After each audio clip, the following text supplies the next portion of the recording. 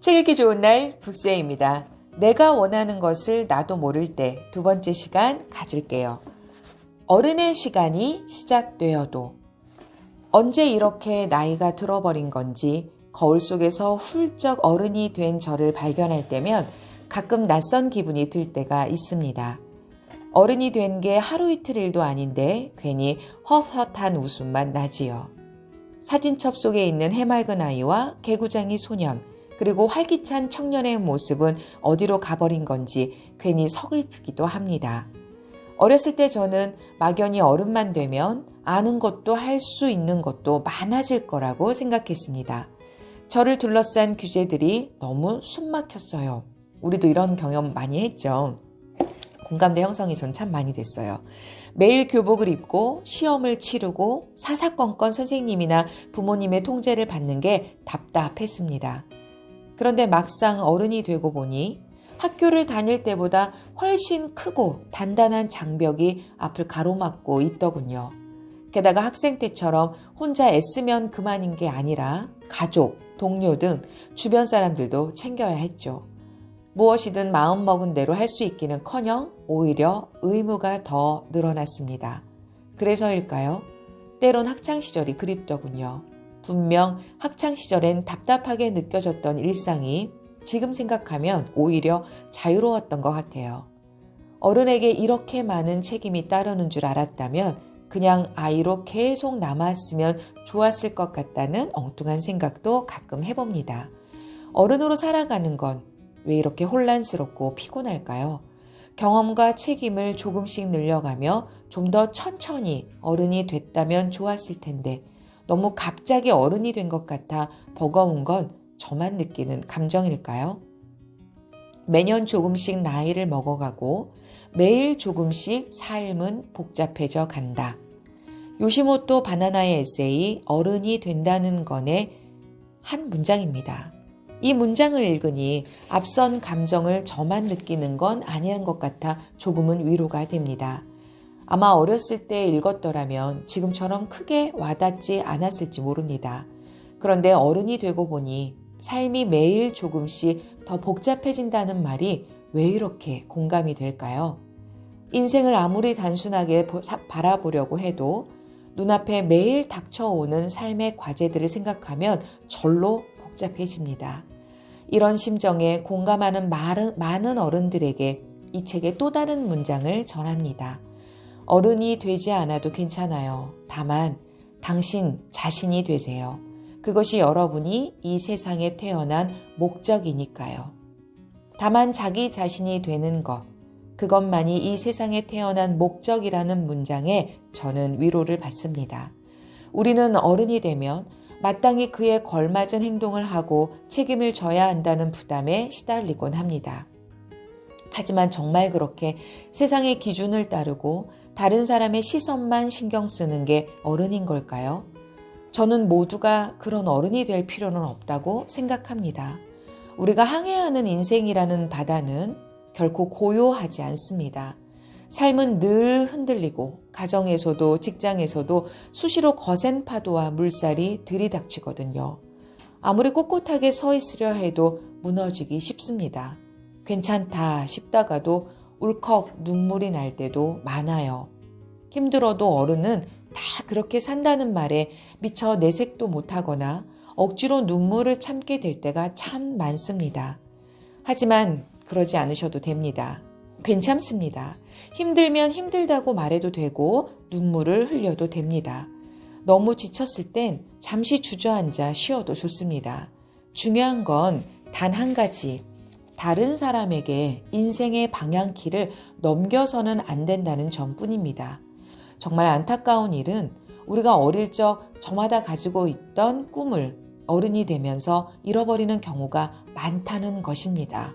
여러분의 어렸을 때 꿈은 뭐였어요? 지금 어른이 되었지만 지금도 혹시 꿈을 갖고 계신다면 여러분은 참 멋진 어른이라는 생각도 이 문구 읽다가 갑자기 그런 생각이 드네요. 세상과 타협한 채 정말 하고 싶은 거, 진짜 자신만의 운명 같은 건 더 이상 찾으려 하지 않죠. 그런 걸 쫓는 사람을 비현실적인 몽상가라 부르면서요. 그러나 어릴 때도 어른이 되어서도 우리는 오직 우리 자신으로밖에 살지 못합니다. 따라서 진짜 행복을 바란다면 타인의 시선이나 사회적 기준이 아니라 나의 운명, 나의 생각, 나의 태도를 찾고 지키는 일이 우선되어야 합니다. 매일 주어지는 하루하루는 오직 우리 자신만의 것입니다. 아무리 단단한 사람도 그 하루를 대신 살아줄 수는 없으며 어느 누구도 남과 똑같은 삶을 살 수 없습니다. 우리는 모두 이 세상에서 유일한 존재입니다. 그런 자신을 좀 더 아끼고 사랑하며 행복을 느낄 수 있는 삶을 살아야 합니다. 그 삶은 다른 누가 아닌 스스로 만드는 것이지요. 굳이 어른으로 살거나 훌륭하게 살지 않아도 괜찮습니다. 매 순간 정말 하고 싶은 것을 하며 최선을 다해 나 자신으로 살아간다면 그것만으로도 이미 충분히 가치 있는 인생을 살아가고 있는 걸 테니까요. 참 마음이 따뜻해지는 그런 문장들이었습니다. 그리고 마지막 이야기예요. 사실 제가 이 이야기를 읽고 방송을 하기 전에 좀 눈물을 흘렸어요. 그래서 이걸 읽으면서 정말 안 울기를 바라는 마음으로 여러분들에게 정말 이 문장을 읽어드리겠습니다. 엄마의 이름. 듣기만 해도 괜히 눈물이 맺히는 단어가 있습니다. 바로 엄마라는 말이 그렇습니다. 우리는 엄마에게 대단히 큰 사랑을 받았습니다.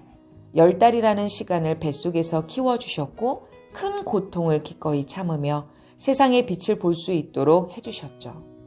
아무리 투정을 부리고 속을 상하게 해도 엄마는 한결같이 우리를 품어주셨습니다.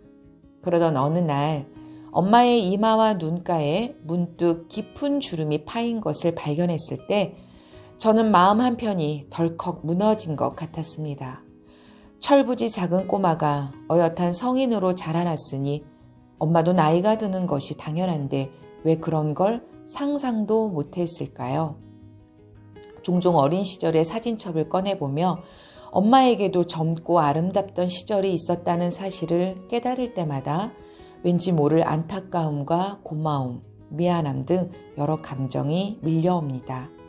엄마가 살았던 생을 우리가 다시 한 걸음씩 쫓아 걸어갈 때마다 새삼 그 한없는 사랑의 크기가 느껴지는 것이죠. 그런 마음에 꼭 와닿는 시가 한편 있습니다. 엄마는 그래도 되는 줄 알았습니다.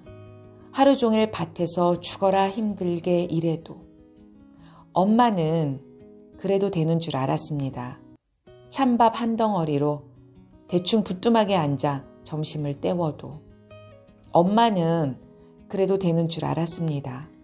한겨울 냇물에 맨손으로 빨래를 방망이질해도. 엄마는 그래도 되는 줄 알았습니다. 배부르다, 생각 없다, 식구들 다 먹이고 굶어도. 엄마는 그래도 되는 줄 알았습니다. 발 뒤꿈치 다 해져 이불이 소리를 내도. 엄마는 그래도 되는 줄 알았습니다.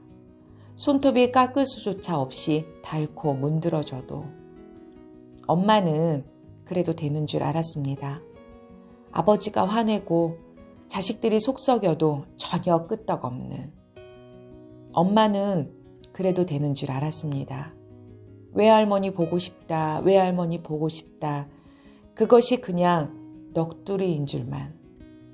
한밤중 자다 깨어 방구석에서 한없이 소리 죽여 울던 엄마를 본 후론 엄마는 그러면 안 되는 것이었습니다. 심순덕 시인의 엄마는 그래도 되는 줄 알았습니다. 입니다.